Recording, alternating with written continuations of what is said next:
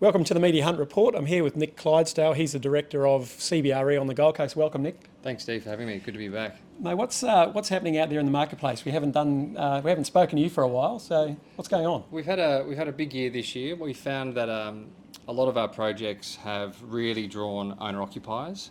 With all the back and forth with builders and supply issues in the Gold Coast market and more broadly in southeast Queensland, we found a lot of buyers. There's been a real flight to quality, especially in the owner-occupier market.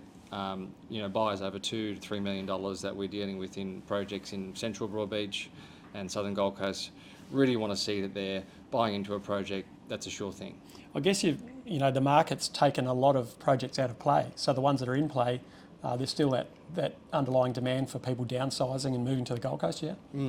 I really think that the Gold Coast market's still in a little bit of a stage of disequilibrium where there's just so much demand, especially from the southern states, still post-COVID for people that are looking to move up. And the supply issue will endure for years to come, I think, with the lack of builders, but also the huge demand that we're seeing. It's just not adding up. Let's not forget that CBRE is a national entity, so I guess you can tap into your databases from Sydney, Melbourne, etc. And you've also got Brisbane. That's going along pretty well for you as well. Absolutely. So, as a national business with offices in Queensland and the southern states, we're really able to talk to those markets directly in Sydney and Melbourne, and we're still finding that well over 40% of buyers that are either owner-occupiers or downsizers are still coming out of those markets, and using our databases down there, we can tap into those markets directly.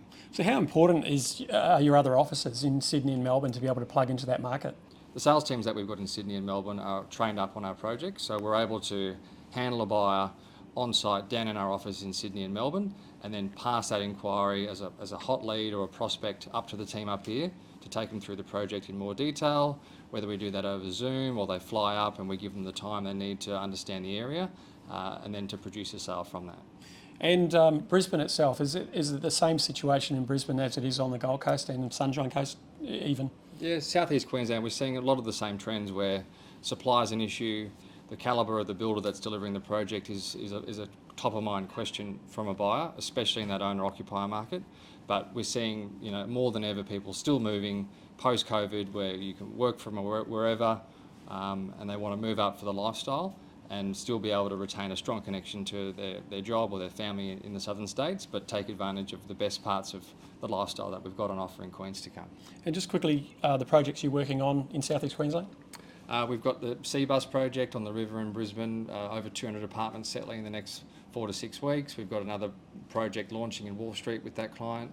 We've got 2 projects released to the market, one in the market at Maya, Broadbeach with Amalgamated, the second release in Broadbeach from them coming soon. And then we've got quite a dominant market share in the southern Gold Coast and into northern New South Wales in Casuarina. You're all over it, Nick. Thanks for your time, mate. Thanks, Steve. Cheers.